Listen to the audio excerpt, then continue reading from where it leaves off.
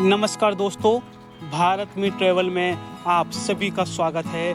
मैं हूं आपका होस्ट सुनील कुमार। दोस्तों, इस समय पूरे उत्तर भारत में बहुत ज़्यादा गर्मी पड़ रही है और अगर आपका मन है दार्जिलिंग घूमने का, आपकी फैमिली, आपके बच्चे कहते हैं कि चलो दार्जिलिंग घूमकर आते हैं, तो सबसे पहले तय करना ये ज़रूरी है कि आपके लिए कौन सा मौसम सबसे बेस्ट रहेगा। वैसे तो दार्जिलिंग घूमने के लिए पूरे साल भर का मौसम ही अच्छा रहता है, लेकिन मैंने कुछ कैटेगरी बनाई है घूमने के लिए। तो ये कैटेगरी है, पहली कैटेगरी मार्च से जून का। ये सबसे अच्छा महीना माना जाता है। मौसम सुहावना होता है, ना ज़्यादा ठंड होती है ना ज़्यादा गर्मी होती है। दूसरी कैटेगरी है जुलाई से सितंबर की। इस दौरान बहुत ज़्यादा बारिश होती है और अगर आप ट्रैवल प्लानिंग कर रहे हो तो सोच समझ कर करना, क्योंकि बारिश आपके ट्रैवल प्लान को थोड़ा सा बिगाड़ सकती है। तीसरी कैटेगरी है अक्टूबर से नवंबर तक। मौसम ठंडा होने लगता है लेकिन खूबसूरत नज़ारे दिखने लगते हैं, मौसम में नमी आ जाती है। और चौथी कैटेगरी है दिसंबर से फरवरी तक की। इस समय दार्जिलिंग में बर्फबारी होती है, बहुत ज़्यादा ठंड होती है, बहुत ज़्यादा बर्फबारी होती है। और अगर आपको स्नोफॉल देखना बहुत पसंद है, उसमें खेलना बहुत पसंद है, तो आप दिसंबर से फरवरी का महीना चुन सकते हैं दार्जिलिंग घूमने के लिए। लेकिन ये पीक सीजन होता है, थोड़ा कॉस्टली भी पड़ सकता है। अब यह आपके ऊपर निर्भर करता है कि आप किस मौसम में घूमना पसंद करते हैं। घूमने के लिए तो काफ़ी अच्छा जो समय है वो दिसंबर से फरवरी के बीच का ही बेस्ट माना जाता है और मुझे भी पर्सनली बहुत अच्छा लगता है, क्योंकि एक तो ठंड होती है, बर्फ़ गिरती है, स्नोफॉल गिरती है, जो देखने में बहुत अच्छा लगता है, दिल को छू जाता है। अब बात करते हैं दार्जिलिंग घूमने के लिए कितना समय काफ़ी होता है।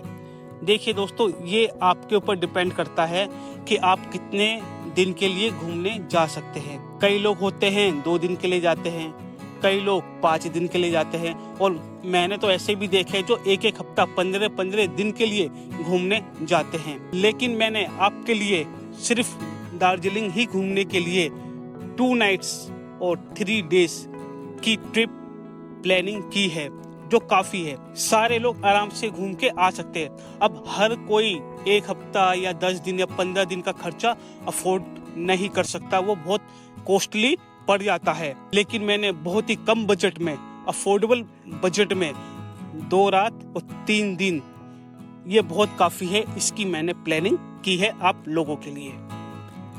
अब खर्चा कितना आएगा, ये सवाल सबसे ज़्यादा है। 2 लोगों के लिए मैंने प्लान बनाया है। मार्च से जून का महीना जो होता है ये पीक सीजन होता है। इस समय भीड़ ज़्यादा होती है, होटल, टैक्सी, खाने पीने की कीमत बहुत ज़्यादा बढ़ जाती है।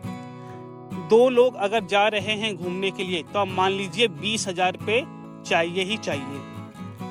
अब अक्टूबर से फरवरी का जो महीना होता है उसमें भीड़ भाड़ कम होती है, इसलिए खर्चा भी कम होगा, क्योंकि होटल का रेट कम हो जाता है, खाने पीने का रेट कम हो जाता है। तो आपका 10-12 हज़ार रुपये में आप टोटल घूम फिर के आ सकते हैं। एक तीसरी कैटेगरी भी है जुलाई से सितंबर के महीने में। इस समय क्या होता है कि सिक्किम में बारिश बहुत ज़्यादा होती है और ऑफ सीजन की वजह से प्राइस बहुत ज़्यादा डाउन हो जाते हैं। तो मेरे हिसाब से आप जुलाई से सितंबर का महीना चुनिए घूमने के लिए। अगर आप 2 लोग जा रहे हैं तो 8,000 से 10,000 तक आपका खर्चा आएगा। आराम से घूम फिर के आप वापस आ सकते हैं, क्योंकि ऑफ सीजन होता है इसलिए। अगर आप होटल और टैक्सी थोड़े सस्ते में बुक कर लेते हैं तो आपका खर्चा और कम हो सकता है।